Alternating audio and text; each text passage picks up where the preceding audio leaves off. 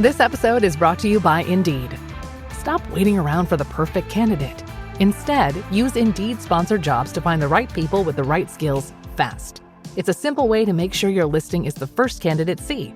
According to Indeed data, sponsored jobs have 4 times more applicants than non-sponsored jobs. So go build your dream team today with Indeed.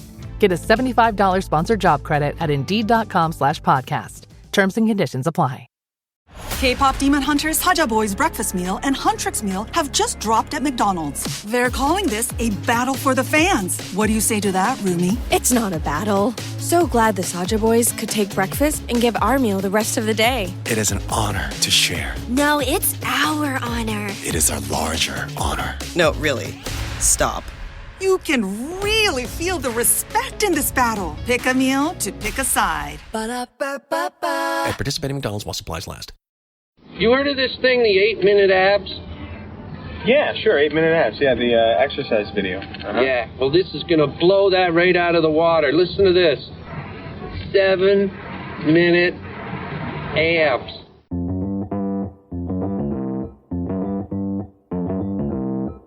Live from Joe's mom's basement, it's the Stacking Benjamin Show.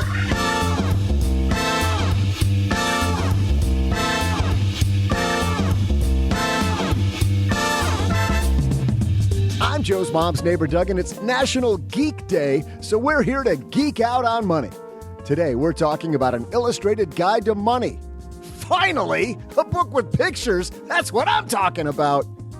Oh, it says here for young people. So, like young, like you only recently got your AARP card? Anyway, to talk about how the young and young at heart disease medication can money mo better, we welcome from Her Money, Gene Chatzky and Kathryn Tuggle. They're upstairs having a tuggle of war over who gets the next ride on Mom's Harley. Plus, we'll throw out the Haven Lifeline to Katie, who successfully achieved the dream of killing off all her debt and wants to know now what to do with all of her leftover money. And now, 2 guys who want to help you picture a brighter future in the money book that is your life. It's Joe and G.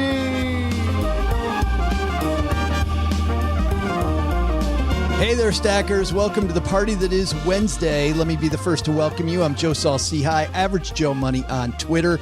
And with me, as usual, to celebrate the fact that it's all downhill from here, Mr. OG. What's happening? Gene Chatzky's happening. For that too, but also because it's summer. It's summertime. Wow. Summertime. Did you? Doug, you didn't take your medication today, did you? I took too much, actually. I took 2 of them. I was going to ask you, Doug, if he's 12 or 13, do you think? School's out for summer. We're running reruns the whole summer of this, right? So I don't have to worry about this. It's all reruns, just like Days of Our Lives. Fintern's going full time this summer. Just like Young and the Restless. It's all reruns. Why do you know that? The Young and the Restless is reruns all summer, and this is a fact you store in your head? I mean, we're still waiting to find out if Becky is really going to marry Tommy. It's just... Didn't Becky die like 4 years ago? Yes, but she was resurrected because of the special medicine from Julianne. That happens so often. I hate when that happens. I don't know if you guys know this, but we got Gene Chatzky and Kathryn Tuggle here today. So I want to talk about money. A little better than all that. Maybe not. I don't know if it's better or not. I just know that they are upstairs waiting to ride Mom's Harley while they wait for us to get through a headline. We got a fantastic headline today. Some disturbing stuff. We're going to look at life from the advisor side of the table. Like if you wonder why you maybe shouldn't replace your advisor with just social media, we've got a little fun in air quotes on that topic. We also have a great Haven Lifeline today, but first. Well, there's nothing that relieves stress more when you have had a long day, you are completely fried, and you're thinking to yourself, maybe I'll just go out to dinner. But then you think about all those calories, all that money out of your wallet, and then you realize that you can eat healthy because you found Factor. Factor is ready in 2 minutes. Factor shops, preps, cooks, and delivers straight to your door, so you have more time for everything you love this spring, and You don't have to worry about eating healthy and going outside your budget because you've got the food sitting there in the fridge that you had pre-planned. What is Factor? Well, Factor has meals built around your goals, whether that's weight loss, overall nutrition, more protein, or GLP-1 support for strength and workout recovery. Check out Factor's Muscle Pro collection. Every meal's crafted with functional ingredients, lean proteins, colorful veggies, whole foods, and healthy fats. Factor bans 175 plus ingredients. No artificial colors or sweeteners, no high fructose corn syrup, no refined seed oils, just nutrient-dense foods. It's fresh, never frozen, over 100 rotating weekly meals, including globally inspired flavors like Mediterranean and Asian, so there's always something new to look forward to. I use Factor.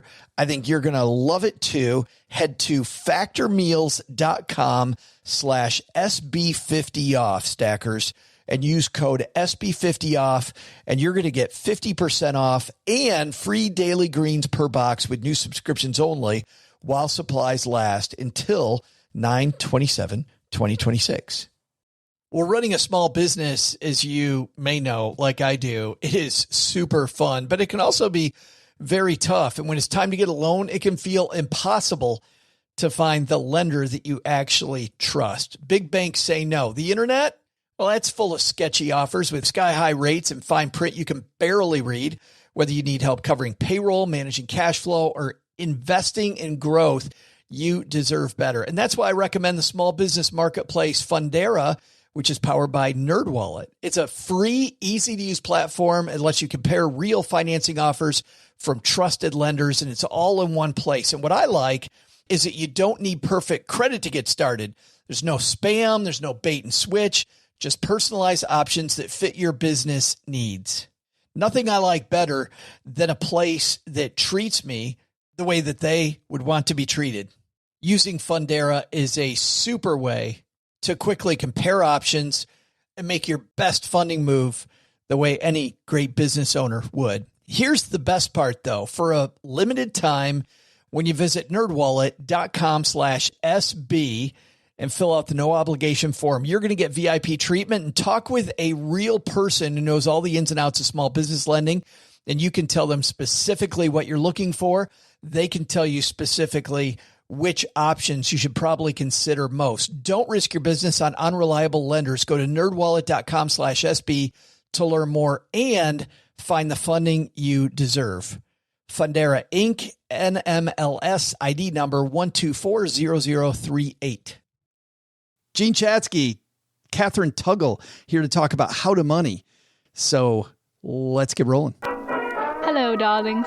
And now it's time for your favorite part of the show, our Stacking Benjamin's headlines. Our headline today comes to us from Investment News. This is written by Bruce Kelly. Broker-dealers face risks aplenty, regulators warn.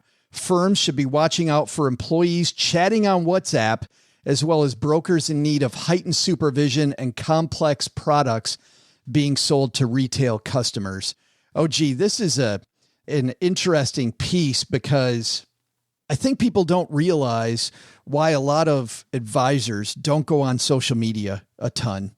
And a lot of the financial stuff that you read is from unregulated people, and you end up with these wacko things like we talked about on Monday, right? This dude saying, hey, don't invest in the stock market. Go put all your money in IPOs.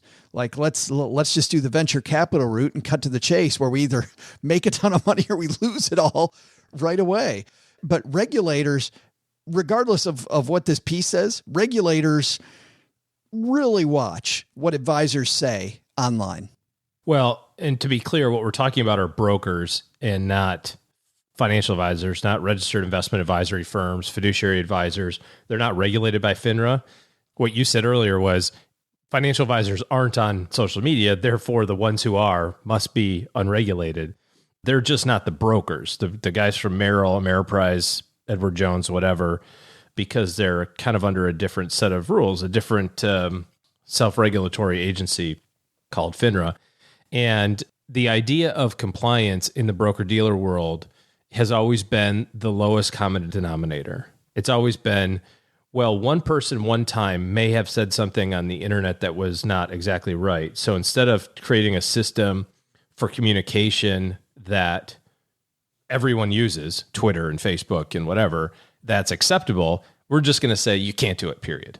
It's like the headline here was, you have to watch out for people potentially saying stuff on WhatsApp. I don't know what WhatsApp is. I mean, I know it, but I don't have it. But isn't the whole idea of it is that it's kind of sort of private? Is that not what WhatsApp is about? Like, how would somebody know unless you screenshotted it and tagged it to I don't know. It's such BS that this is the enforcement action. Dang it. You better not say dumb stuff on social media. It's like, what about the people that steal people's money? Oh yeah, those guys shouldn't do that either. But don't go on social media because we will come at you. It's like, okay, maybe we should probably focus on the thing that really matters, like, saving people money and not. Well, yeah, and I think that's my point. Is that this vacuum of people, largely, I think, that are responsible people. There's certainly some bad actors in that community, sure, but it gets filled. A lot of that void gets filled. You see it on Twitter. I see it on Twitter. It gets filled with trash, just absolute trash advice, because of the fact that a lot of the responsible people decide to say nothing. Well, it's not that they decide; it's decided for them. It's decided for them, right? To say nothing. A little behind the curtains here. The whole other guy thing was because of this. Like, it was because there was a time when podcasting and social media and the website and that sort of thing was just not allowable. I remember bringing it up to the compliance department at the firm that I cleared through at the time as an idea. I said, what do you think? The podcast might be kind of a cool thing. What do you think? And they said, yeah, sure. We just need everything scripted. We need to pre-approve it before you launch it. And it takes us about 6 weeks. And I said, well, it's contemporaneous and we do 3 of them a week. At least that's the plan. And we want to talk about headlines happening right now, not 6 weeks ago. And they said, well, that won't work. I said, well, is there another option? It's like, what can we do to speed up the process? What can we do to no, sorry, it won't work. So you're right. That's an interesting take. I hadn't thought about that. But the problem with that is that it actually hurts investor relationship or investor outcomes, because the real pros can't have a comment. You got freaking Jim Cramer on there yelling and screaming about buy this and sell this and not. I was just to give people an idea of this. I was one of 12 people in the country who were cleared through a big firm, Ameriprise, cleared to speak. 12. One of 12 out of 12,000 who were cleared to speak and then go through compliance later. And I had to go through crap loads of media training and whatever. I was one of 12 in the entire company. And after that, they didn't let anybody do it once they heard how you laid waste to the whole thing. Did you see what Joe did? Okay, we're not making that mistake again. Yeah. Now there's 11. Today they're down to 4, right? Well, I mean, and I get it. Like, if you're a big organization, if you're an Ameriprise, use that as an example, it's very difficult to have a process that allows for 12,000 people to speak their mind, because you don't know what anybody's going to say. But I also think that by and large, like you said, the vast majority of people are doing what's right. So why would you not? I'm certain there's technology. And if there's not technology, why would you not provide the training that you got, maybe at a different scale, but provide the training that you got? Here's, don't use the word guarantee when you're talking about investment products. I mean, like, it's not national secrets here. No, but these companies are doing this lockdown, according to this piece, because they're running scared. They look at a $125 million settlement the SEC reached last December with JP Morgan, and a $700,000 settlement that a firm called SagePoint Financial reached with the SEC, because they were facing claims, OG, that it had, quote, failed since 2013 to have an up and running system that adequately supervised brokers with histories of misconduct. A company like... Well, that's a different thing. But still, if I'm Sage Financial, I'm like, hey, we're just not going there. Like, you know what we're going to do? We're going to do nothing, because of the fact that apparently we don't know how to police this correctly.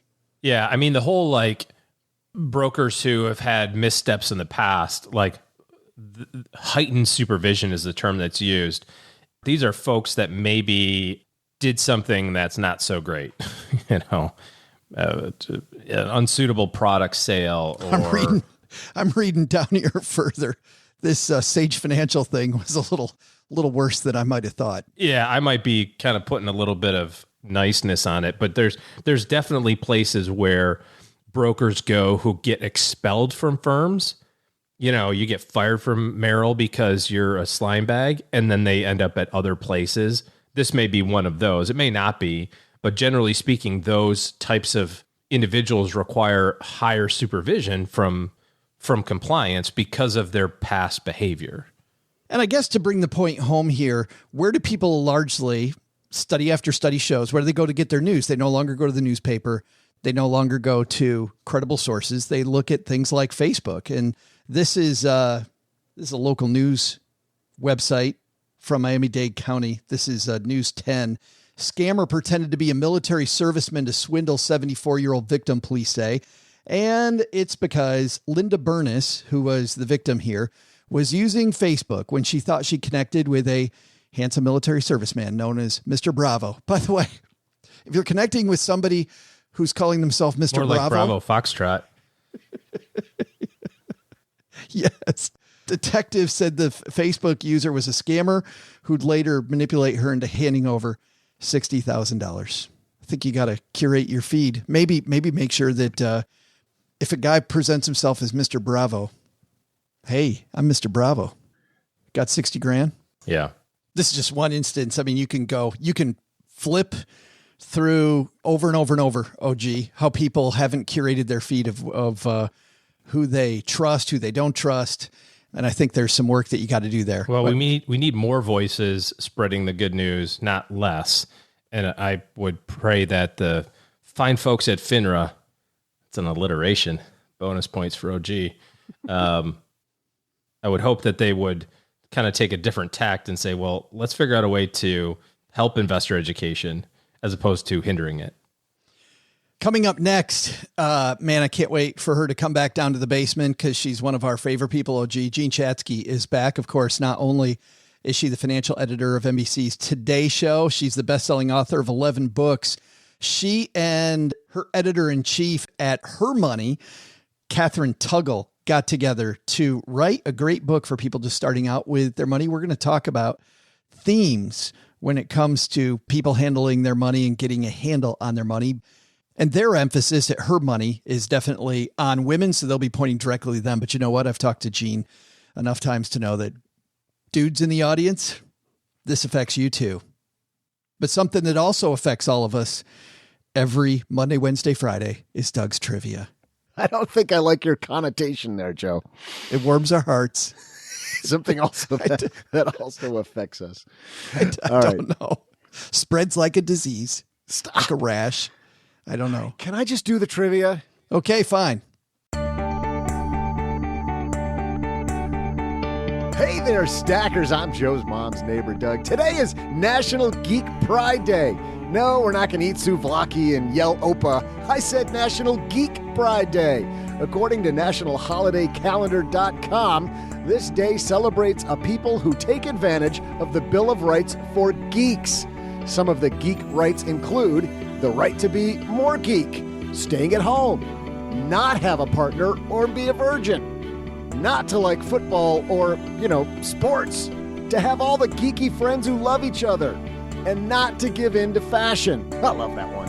And we want to say congratulations to all of those who celebrate. We hope you have a great day, Joe. Dude.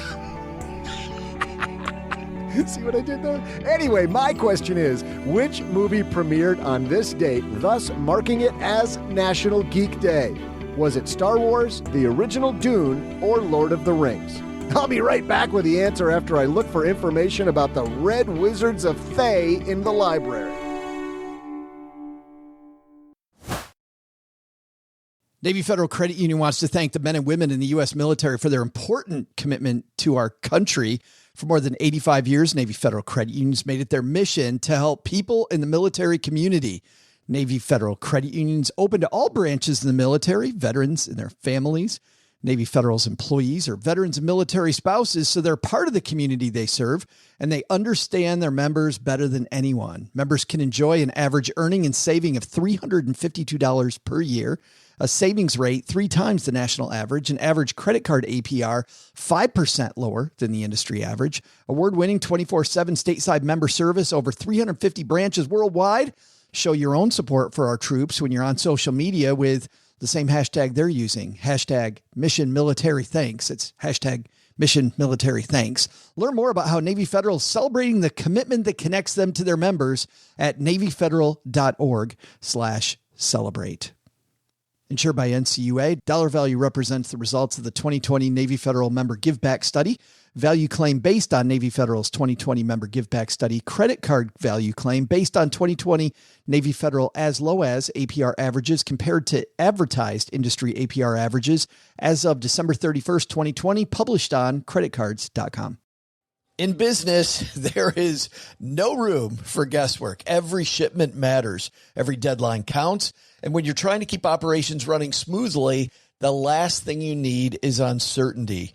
That's why reliability is at the core of USPS Ground Advantage. From the moment your package is first scanned in, it moves through a secure nationwide network, aiding in a timely and accurate delivery. You get near real-time tracking so you can keep up with your shipments. And with affordable upfront pricing, there are no hidden fees or surprise surcharges to throw off your cost sheets. It all adds up to predictable deliveries you can depend on, because knowing your logistics are handled lets you focus on everything else, your customers, your team, and the future you're building. Visit USPS.com/Ground Advantage to start shipping with confidence. USPS Ground Advantage. We mean business.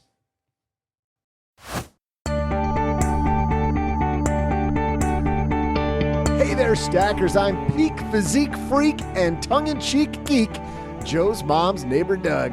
As GeekPrideDay.org says, geeks are humans too, and they deserve your love and attention. I'm sorry, Joe. You want a hug? I can't get a reaction for that? You don't want a hug? Fine, I'm not giving you a hug. There's no shame in geeking out on what you love, and the impetus for National Geek Pride Day was the release of a movie lots of geeks love in 1977, which was Star Wars. And now, to help your kids geek out on money, Gene Chatzky and Kathryn Tuggle. And coming down to Mom's Basement, it's our friends Gene Chatzky and Kathryn Tuggle. How are you, ladies? We are so good and so happy to be back in the basement. It's been a long time. It has. Kathryn's never been here. Thank you so much for having us. Yeah, Kathryn, it's not as creepy as you think. Just to let you know, being in my mom's basement, it's very normal. All good. All good. I grew up with a nice, musty basement myself and lots of fun down there. We don't want to know, Kathryn. It's a rated G show, Kathryn. No, let's start here, actually, Kathryn, with you. You know, there's lots of books out there. Why this book? Why right now? You know, I think that there's been so much renewed dialogue just in the last decade since I started my career in 2004. Women's empowerment and women's education and helping your fellow woman and the idea that women can do anything, that is more in the forefront of our nation's consciousness than I've ever seen it. And the best way to empower women who are in a career is to start them early, is to catch them before they ever choose that career, to catch them before they ever have a budget or before they ever invest their first dollar, and teach them how to do it right and empower them with information that perhaps their parents never told them, perhaps they never learned in school. And in most cases, we found their parents aren't telling them these things. They're not learning these things in school. So we thought it was the natural next step as Her Money to supply the ultimate handbook, the ultimate guide to getting started with your career and your financial life for young women. You two both talk about 3 concepts during the introduction I want to talk about. Gene, one is this idea that I've heard you talk about multiple places called the marshmallow test. And I think this is an interesting study. It's an older study, but I think a lot of our listeners haven't heard of it. Do you mind sharing that story with us and why you talk about it in the introduction? Yeah, we talk a lot in the book about future you, about this concept that every financial decision that you make right now, you're making it not just for you today and what the you of today wants, but because you have this responsibility to take care of yourself as an old person and very little confidence, if you're a typical member of Gen Z, that the government or your employer is going to take care of you as an old person, that you got to make these decisions for you and for this future you. And that's really, really hard. And we know it's really, really hard because decades ago, this guy named Walter Mischel, who happens to be one of my daughter's best friend's grandpas. Really? That fun fact. Yes. My daughter has 9 best friends from summer camp, and he is Lauren's grandpa. Isn't this like small world territory, by the way? I mean, I feel like this happens all the time. When I met Lauren's mother for the first time, and I digress, I was like, your father did the marshmallow test? Like, but never mind that you're like some big lawyer. Your father did the marshmallow test. Right. Like, can we just talk about that? Anyway, so Walter Mischel put young kids in a room and basically said to them, you can either have the marshmallow right now, or if you can wait a little while, you can have the marshmallow and another marshmallow in just a little bit, 15 minutes. And sometimes it wasn't a marshmallow, sometimes it was a little pretzel, but the idea was there was a reward to being able to wait. And years of studying people who succeeded at this test found not only were they better off financially, they had fewer drug problems. They did better on their SATs. Like, being able to delay gratification in a lot of different forms turns out to be a really important life skill.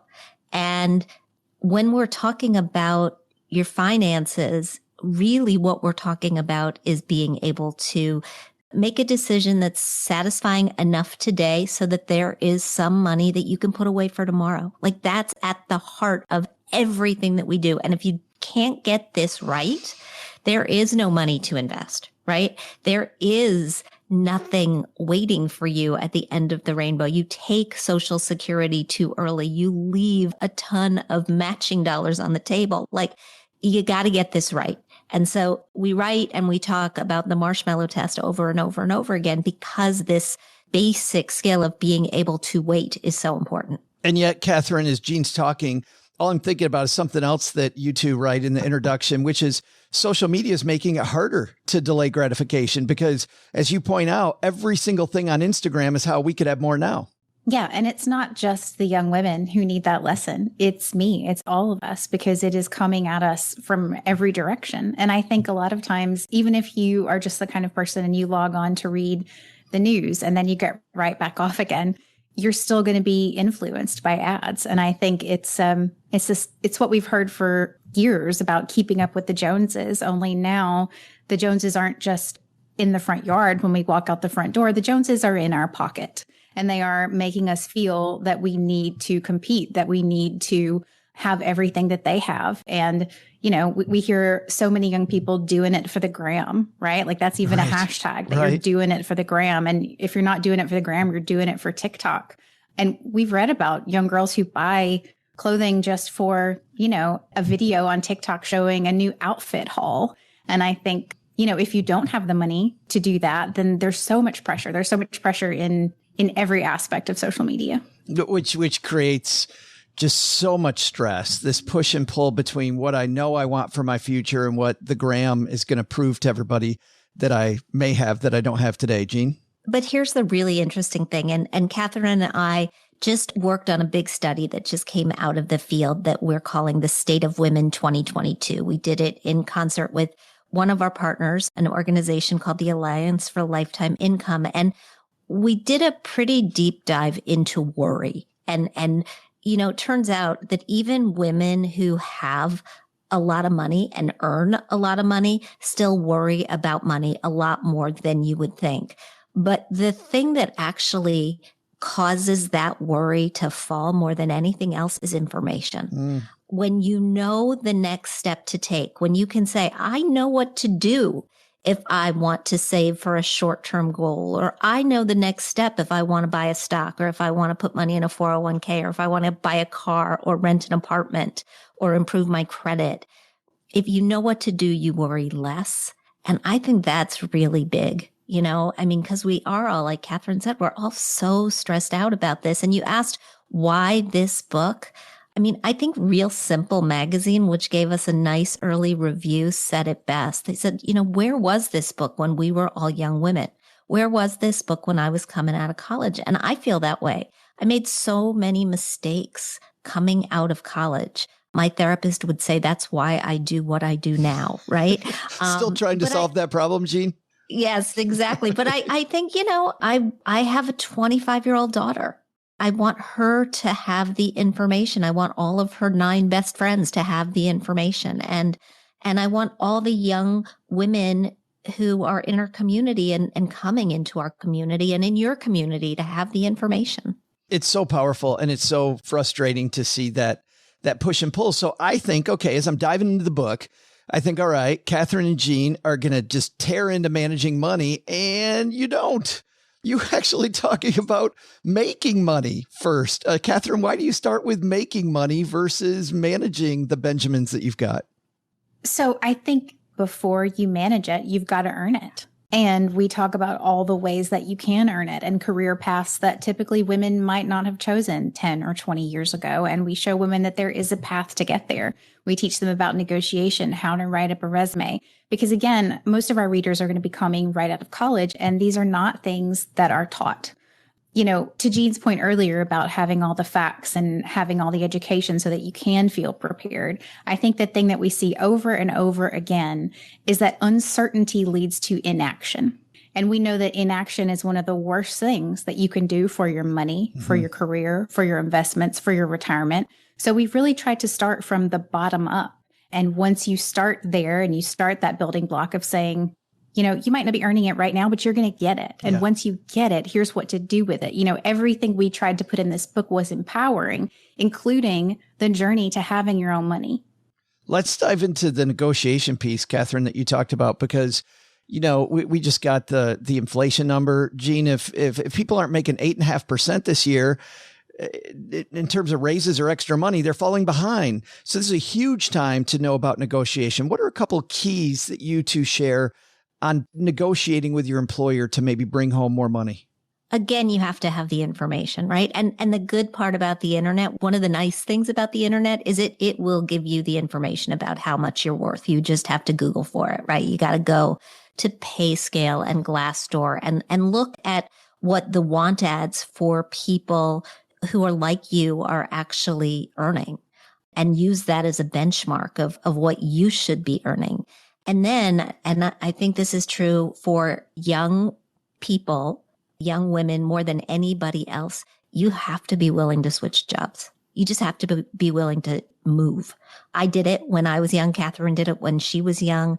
It is the only way in many careers to get a significant pay bump, because your employer may give you a cost of living increase. What they're used to giving as a cost of living increase, right? 2, 3, 4%.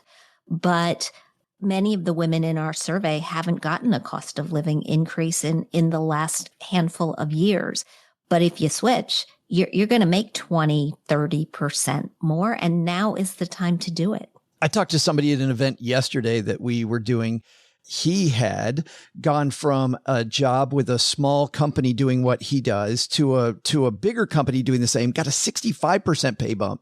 And he felt like he didn't want to go to his employer and ask for a raise, because, everybody's hurting now. Everybody's hurting. My employer's probably hurting. So he was just going to get on getting along. And I've seen the studies, Kathryn. He has felt that women are even more likely to feel that than men, that, I don't want to rock the boat. We actually saw this very thing in our Harmony State of Women survey that we just did. And I think it's really symptomatic of how women tend to put others first. They put their spouse first, or they put their children's first, or, they're putting what they believe to be their company's concern, their company's financial bottom line ahead of their own earning power. And it comes from a good place. Nobody wants to put your boss in a tough spot if your boss is struggling. But I think very often we perceive things to be perhaps worse than they are or tighter than they are. And if you're doing a good job, there's always usually wiggle room in the budget to accommodate at least a portion of your request. So we try to double down on the fact that women shouldn't be shy. We shouldn't hesitate to negotiate and ask. Yeah, I get frustrated when I see anybody not advocate for themselves. You really have to advocate for yourself because nobody's going to do it more than you do. You then go into managing it, Jean. And one of your subchapters is, where is my money? And I assume, I assume from that, it's this thing that we all have like 15 different dashboards, right? Instead of just having one. Yeah, we have a lot of dashboards. I think we have a lot of ways of moving money around. And more than that, we tend to not look. We tend to have some blinders that we don't want to know. We don't want to look. We don't want to see how much we're spending every month on our subscriptions, or that we're still paying for subscriptions that we haven't used in 2 years, or how much we're spending on food and eating out. I mean, you've seen this, Joe, right? You ask somebody to start tracking your spending, right? We do this in our coaching programs, right? We start with in Finance Fix, we ask somebody to track their spending. They track it, and then, oh my gosh, I didn't know how much money I was, that's wrong, right? That is just wrong. I am not spending that much on food. And in fact, yes, you are. You're spending that much on food. And look, we're not the money police. That is not my job. I am not your parent, but I am my son's parent. And I went through this exercise with him to get him on a budget, right? When he got his first job and moved to California, and he wanted to make sure that he had enough left to save and fund a Roth IRA. And I was so proud. And, so we went through this exercise, and he tracked for a couple of weeks. And then he came back to me and we looked at his flows of funds, and he said to me, and I need $250 a month for Uber. And I said, Jake, you have a car. And he said, yeah. But on the weekends, my friends and I go out and we drink and we don't drive. And I said, you need $250 a month for Uber. And then we found it, right? So we went through the budget and we figured out what he didn't need money for so that he could have that money. And that's what this is about. That's where is my money, right? That's what do I actually prioritize so that I can make the decisions that work for me. I don't want anybody making the decisions that work, in their life, that work in my life. I want it to work for you. I think he needs the negotiation chapter to negotiate with his friends to buy the drinks for him. That's what he really needs. Or something, right? If he's driving, look, if he's the designated driver, I'm sure, who knows, but he is certainly, he's figured it out. I love that. Yeah. That's fantastic. Start off with your priorities and then work backwards. Kathryn, you have a chapter called Spending Smart. And I'm wondering, there definitely is a hierarchy of spending that you lay out here, like how to think about your spending and how you spend money. Can you walk us through a couple of the basics there? Yeah, I was raised by a family of thrift store shoppers. We grew a lot of our own food. And as I got out into the world and out of college and moved to New York City, I suddenly realized, not everybody goes to the Goodwill to get their work clothes. So, I tried to incorporate some down-home lessons that I learned growing up in rural Alabama. And then we also looked to a lot of Jean's money rules for that chapter, which include just taking a 24-hour pause on something. If you see that you want to buy something and it's not a need, it's a want, just sit on it for 24 hours, add it to your cart, ruminate on it. And it's always when I break that rule, Kathryn, Jean's 24-hour rule, that I get in trouble. And I have to say I break it a couple times a year, and I always think later I regret it so much. Yeah, impulse buys are where we spend so much of our money. I think what we've seen from participants of our Finance Fix course is it's always the impulse buys. It's those impulse buys at the cash register, or I call it the impulse buy gauntlet at like TJ Maxx or Old Navy, where it's just like, it's like you are in a little hamster maze of hairspray and gum and candied popcorn. And it's like, we have to be thoughtful about our spending. And I think that is the message at the core of this book, is to be thoughtful about everything with our money. Because when you are thoughtful and you take time to learn and to think about things, your money is not going to be a source of stress to you. It's going to be a source of empowerment for you. How do I tactically line that up though, Kathryn, when I go to TJ Maxx? so that as I'm running the gauntlet that I know that I've got, do I set out with a certain amount of money that's my TJ Maxx money? Is that where I begin?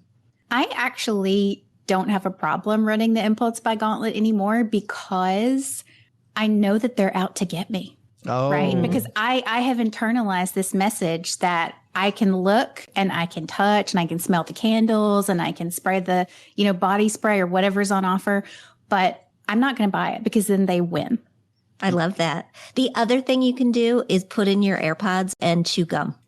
No, because it's true. Like if you can get your other senses working, you're not going to be as susceptible to that stuff. I know people do the chew gum thing for weight loss, right? I mean, even though there's some sugar maybe in the gum, it just stops you from the impulse of putting more stuff in your mouth. Yeah, that's fantastic. And I'm thinking with the ear pods too, maybe you're playing like the Star Wars, the Evil Empire music, whatever that is, as you're going through. Like, I'm not going to let them get me. Gene, I want to end with this question.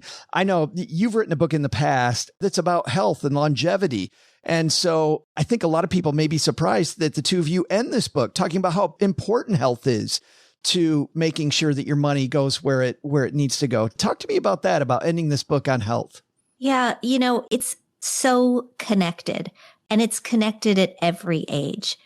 If it's good for your health, it's probably good for your wallet. By the same token, if it's good for the planet, it's probably good for your wallet. It's just thinking in this way, when we do things that keep us healthy, it's the clean your gutters sort of approach to personal finance.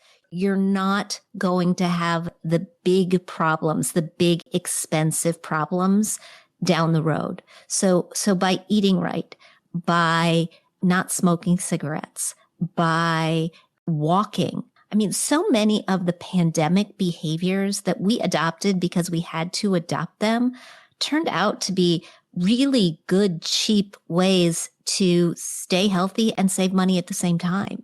And so I'm not going back to a gym. I'm just not, I buy my running shoes a couple times a year. You and I have run together, Joe, and under the arch a long time ago, under the arch in St. Louis. And I just think that's a nice way to live. And all of these healthy behaviors help us reduce the huge amount of financial stress that is just a huge problem in our lives. And so anything you can do to take a little bit of the heat off is a good thing. The book is called How to Money, Your Ultimate Visual Guide to the Basics of Finance. I know, as Kathryn and Gene, both of you mentioned, this book is written targeted directly toward women. But I don't know, I'm a 54-year-old dude and I loved it. So just want to say, as an imposter in that territory, it was fantastic for me. I think it's a great gift for people, and I'm assuming they can get it everywhere. Absolutely. Awesome. Thank you so much, Joe. Well, and thank you, Kathryn and Gene. And I would be remiss to ask you one other thing. Of course, people listen to this podcast, listen to Her Money too. And, nobody listens to our show. We have maybe 2 listeners out there. Can you share some secret thing that may be coming up on the show that nobody knows about? Well, you're coming up on the show. I don't even know that. You are coming up on the show. Yeah. Joe will be there to talk about your book with Emily. And we're very excited to do that. Actually, you will be, and you may not know this yet either. So I hope this is I don't know any of this. This is all new to me. You will be answering questions from our listeners in a mailbag special episode, all devoted to your book. So that's coming up. Awesome. Well, and it's Gene's book too, because you finished the book for us. We have interviews with guests, like amazing guests like Gene. So like the cherry on top is Gene Chatzky at the end of the book. Oh. So, okay, besides the awesomeness that is me on your show, there's got to be something else. Kathryn, what else is coming? Yeah, well, we just had on May 4th, we had a Mother's Day special with Senator Tammy Duckworth, and she shared some pretty incredible insights about her journey, her career journey, her journey into motherhood. So I would definitely recommend people go back and listen to that. She was amazing. Awesome. She was fantastic. Really fun. So fun. And we'll link to that on our show notes page at stackingbenjamins.com. Gene, great catching up with you. Kathryn, so great meeting you. Thanks for coming down to the basement. And anytime. I'm Andy Dwyer. And when I'm not pulling suckers off my tomato plants in my garden, I'm stacking Benjamins. Big thanks to Gene and Kathryn. And OG, I like that they start with, let's make some money. Let's make some money. I think it's a good year to think about making more money. With inflation through the roof, make money. Time to think about making money. Good stuff from Gene and Kathryn. Hey, let's throw out the Haven Lifeline and tackle some of life's most important questions. Our friends at Haven Life Insurance Agency, Doug, they put what you value first. Actually seeing defense in the NBA. during the playoffs, 115 to 111. Right.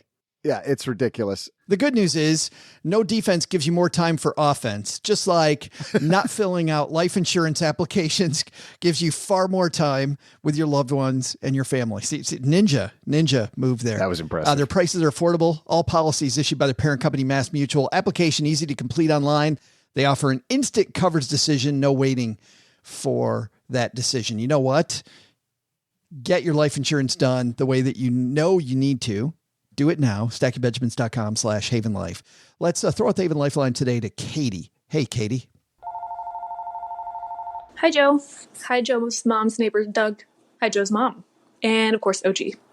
My name is Katie, and I have a question for you guys. I have no debt to my name. I paid off all $92,000 of student loan debt. I own my car free and clear. I am maxing out my 401k with a 3% company match. I am actively investing in low-cost index funds, and my net worth minus my car is about $75,000. $20,000 of that is in cash stores and a bank account just for an emergency fund. My fiance and I just bought a home for $316,000 with an 5.25% interest rate. Womp womp. He is currently in med school and is bringing in $0.00, but does have loans that are in deferment as he is still in school. So my question for you is money that I have left over every month. Should I increase my emergency fund? Should I be investing it? Should I start paying down his student loans, even though they're in deferment, not earning interest? Should I throw more money at my mortgage as the interest rate is super high? I just don't know what to do with all of this money that I have left over every month. I appreciate you guys. I love this show, and I can't wait for that awesome t-shirt.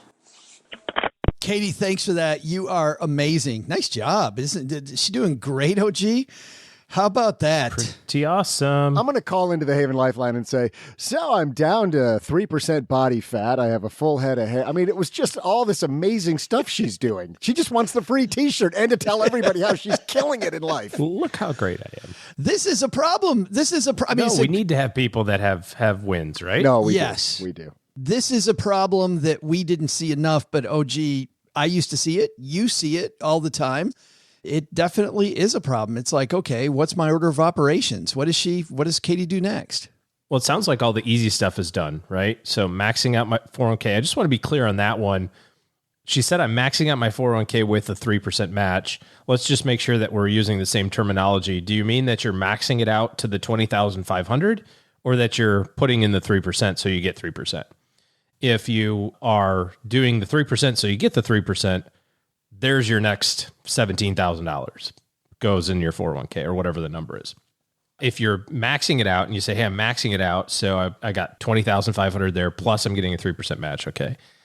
I think you have to sit down and think about what is more important to you. Is it more important to have flexibility, or is it more important to have a net worth statement that looks positive, so to speak? Because undoubtedly the student loans are going to be a big minus when they kind of show up on the family balance sheet. You said your fiance, so maybe you guys aren't combining money quite yet. You know, that could be kind of sort of ugly to look at, but it also could be at an interest rate that's fairly attractive. The house, while at 5% seems like high, is still relatively low in the grand scheme of things. It's higher than it was, maybe a year ago, but still in history, a pretty attractive rate, and probably will have opportunities to refinance that in the future. So I like the idea of just having it invested in your regular brokerage account because it gives you the opportunity in the future to make other decisions. If you put it on the house, which you could do, you're basically saying this is my only choice. And the only way to get the equity out of the house then would be to refinance it. If you pay off the student loans early, that's admirable, but there's no interest and no payments due. So I guess you're having some benefit of not having interest on it eventually. But if your fiance graduates from medical school and you guys if you're living together right now in the sense of combining money and you're making it work, just take the first year or two of his pay and pay off the student loans. So you could be very aggressive with that, after he graduates. If she does decide to pay off the student loans, do you think they wait till they get married? I mean, I know that love always lasts forever, and I'm sure things are going to be great for Katie and her fiance. But I think that if it's my money, just a little protection, maybe if I decide I'm going down that route, OG, until Buddy puts a ring on it, maybe I put that money in a emergency fund. And then once we're married, then I put the money into paying the student loan. Yeah. I mean, if paying off the student loans very aggressively were a goal and they're deferred and there's no interest being accumulated right now, then I would just tell him, dude, we're using your income to pay this off and we want it paid off in 3 years. So you're going to take 50% of your doctor money bags and pay it off, it's like we've made it this far, right? I mean, we've made it to this point without using any money from you. You're sloughing off and not bringing anything to the table anyway. So Wow. we don't really. Sounds like she caught a real good one. Are you a financial planner or a marriage counselor? Yes, both. I think. Listen, you slack ass. Here's the way you talk to your spouse. As long as you're both putting food on the table and doing the dishes, I'm sure there's no strife. No, never. But I'm in medical school. It's like, whoa, I went to work all day. Excuse me while I pay the mortgage bill. Wow. It's passive aggressive much? Oh yeah, 100%. But no, in all seriousness, I mean, and this is the big mistake I think that people make, whether it's being a doctor and you get doctor money or you're a college kid and you get private equity money. I mean, it's just, you go from making nothing to all of a sudden making something and you go, well, holy heck, this is a lot of money. I should buy a car and a condo and a beach house and a boat and a jet ski. And all of a sudden your entire income is used with payments because nobody says no to you. I mean, it's not unheard of for medical professionals to go from making 40 grand a year as a resident to making 40 grand a month as a practicing physician. So all of a sudden you go like, well, I can afford anything. So I'm just going to do it all. And then you get in the spot where it's been 3 years, you've made $1.5 million and you go, why in the heck do I still have student loans? I just made $1.5 million in 3.5 years, but I've got all these payments. So just drag it out like 2 more years, pretend that you're in school for 2 more years and then you can pay all your debt off and you're fine. And then you can do whatever the hell you want. I don't know how our show hasn't turned into a marital advice show. I have no idea. Because we're really good at it. I am an expert, according to me, and I have experience. So and me. Welcome to our new show. Men are from Mars, women are from Oh. Whoa. That escalated quickly. Oh. You're not invited on the new show, Joe. That's not how we talk to people. Our sensitive, caring, new age men. I thought that was where you were headed. I thought you were just headed right there. No? What? Man. What the heck are you talking about? What are you talking about? Katie's the one that's bringing all the money. I'm telling him to F off. Oh. Women are from Mars, men are from Exactly. I'm glad you fixed that. That is a show that I think everybody would subscribe to. That's one. And we're at 1 million downloads an episode now. There's a pretty good chance that has a ring to it. Pile it up in your brokerage account, Katie. Unless you really don't mean that you haven't filled up your 401k yet. We're using different words. Then put it all in your 401k. Then put it all in your brokerage account. I think there's an opportunity here, OG. There's this great new book out all the kids are talking about called Stacked, Your Super Serious Guide to Modern Money Management. And Katie, chapter 1 of that book says to timeline your goals.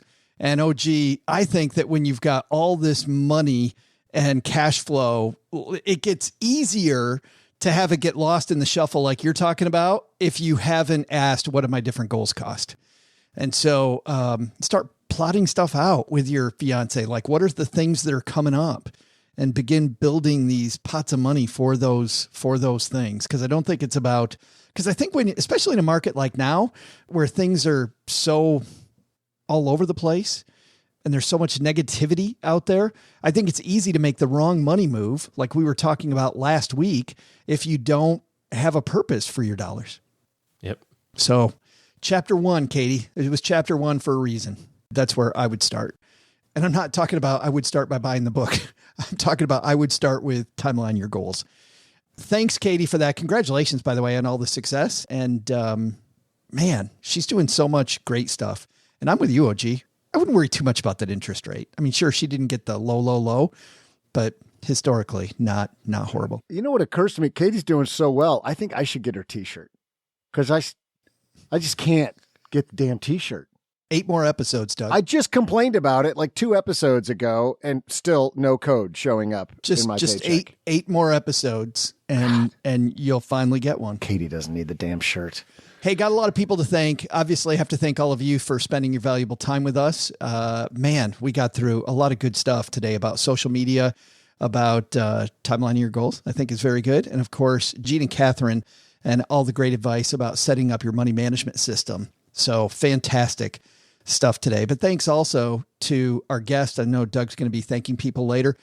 If you want deeper dives into these conversations and links to even other people talking about the same types of things we're talking about on today's episode, subscribe to the 201, stackingbenjamins.com/201. If you already subscribe to it and you love it, you think your friends will love it, you may not know that we reward you for recommending it to your friends. When you go into your 201, about halfway down, you'll notice everybody has their own unique code. You can just send them that link, and you know what? We will hook you up with some cool Stacking Benjamin stuff. You'll find details there in the 201.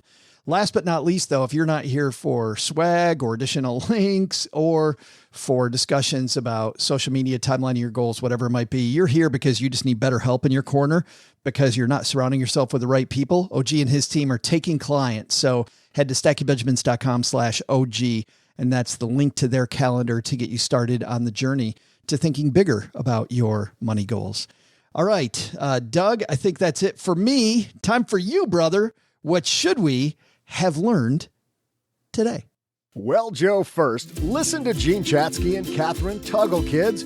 Money is best explained with pictures, which is why I suggested making Stacking Benjamins a puppet show rather than a podcast. But is my opinion respected?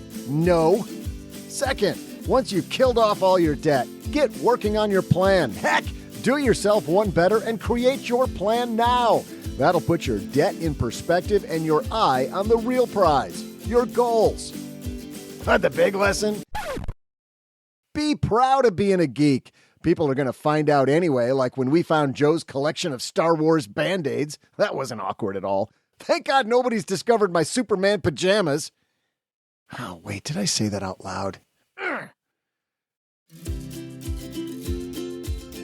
Thanks to Gene Chatzky and Kathryn Tuggle for being with us today. Their book, How to Money, is available anywhere you can figure out how to shop. This show is the property of SB Podcasts, LLC, copyright 2022, and is created by Joe Saul-Sehy. Our producer is Karen Repine. The show is written by the brilliant Paulette Perhatch, with help from Joe, me, and Doc G from the Earn and Invest podcast. After you listen to our show, check out the 201 Deep Dives written by our website manager and blog editor, Brooke Miller. You'll find the 411 on all things money at the 201. Just go to stackingbenjamins.com/201. Once we bottle up all this goodness, we ship it to our engineer, the amazing Steve Stewart. Steve helps the rest of our team sound nearly as good as I do right now. Want to chat with friends about the show later? Mom's friend Gertrude is our social media coordinator and the room mother in our Facebook group called The Basement. So, say hello when you see us posting online. Here's a weird fact. Both she and Tina Eichenberg are never in the same room at the same time. To join all the basement fun with other stackers, type stackingbenjamins.com/basement. I'm Joe's mom's neighbor, Doug, and we'll see you next time back here at the Stacking Benjamin Show. Not only should you not take advice from these dorks, don't take advice from people you don't know. This show is for entertainment purposes only. Before making any financial decisions, speak with a real financial advisor.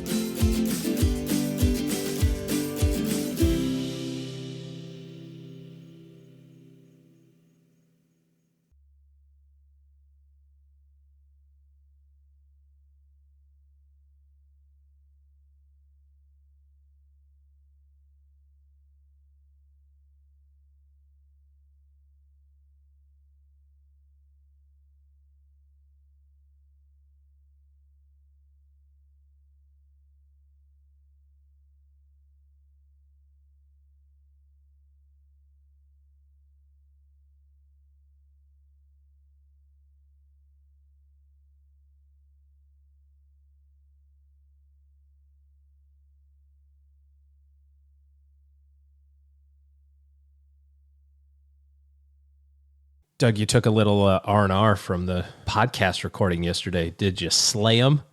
I was. I didn't exactly rake. Day one was... It's called raking? Tough. I mean, pick a euphemism, sure. Like when you're... I've never heard somebody say, I guess I rake in the casino chips. Kind of the same thing. Slay the fish? I don't know. Slay? You went fishing. I went fishing. And did you go catch fly it? Fishing, I went catching on the second day. Okay. But first day was slow for everybody. I think I had one take and didn't get the fish to the boat. Oh, you're in a boat. I thought you were fly fishing. I was. We were drifting. Yeah. We were in a fly fishing. We were with guides. And so in the other boat, each guy, I think, got 2 small ones. Mm-hmm. And my boat, we got nothing. I've only gone fly fishing one time, and we just walked down the river. Yeah. It was so shallow. Yeah, they all, I mean, the first day we probably could have waited. That's what I mean. The second day we went to a different river. We went to the Muskegon River, which empties out. I think it empties the Higgins or Hancock. I have to look. Houghton Lake, but Higgins close, or Houghton, yep. sorry. But Houghton. Houghton, yeah. But anyway. I was going to say the Nile, but I couldn't think of it. All I could think of was Cairo, and then I was going to try to fold Joe into the conversation, but but I couldn't think of the river. I'm like, there's a river in Egypt. It's super famous. I know it. It's the tip of my tongue. Is it the Saginaw? No, that's not it. Speaking of Egypt and fishing, when I was at the Egypt, I don't know what it was, the Museum of Antiquity, whatever, the place where King Tut's stuff was. Yes. I think they all are. But at that museum, I got some great decorating ideas for what to do with Cooper when he dies. Oh my God. Because they had this whole room of mummified animals, but their Doug was a Nile perch, a mummified Nile perch, because they believed it had some godlike properties. And this Have thing, you ever had Nile perch? It tastes like godlike properties. Well, I'll tell you, with a little deep fry that and it's awesome though. A little lemon, some butter, tartar sauce. But I got to tell you, I've had Lake Michigan perch, which is incredible. But man, this perch, I got to say 5 feet long, maybe 5 feet long. Holy cow. Oh no, this thing was huge. Does have godlike properties. That would be godlike. Yes. This is a perch that I'd mummify that one too and hang on my wall. Mm-hmm. Probably the biggest one they ever caught. This is like a Lake Michigan perch. Went to the buffet and a few too many times. Couldn't stop eating. Needed to lay off. Yeah. So yeah, there were as many stories just in the whatever. I think I was there for like 34 hours or 36 hours total, and there were as many stories off the river as there were on the river. So yeah, yesterday we actually went because the trout are there aren't really great hatches happening right now, and we got a cold front that came through, so that suppressed a lot of the bugs hatching. So yesterday, which was our second day, we went on the Muskegon and we were actually fishing for pike and bass, and man, that river was really high. We were floating. The river was so high. We actually how high was it? Yeah, Joe was trying to do the same thing. He couldn't get to the microphone fast enough. I could tell. I was on mute. I was screaming into the mic and I was on mute. It was just sitting there eating a bag of Cheetos on the couch. That's how high it was. It was ready for fourth meal.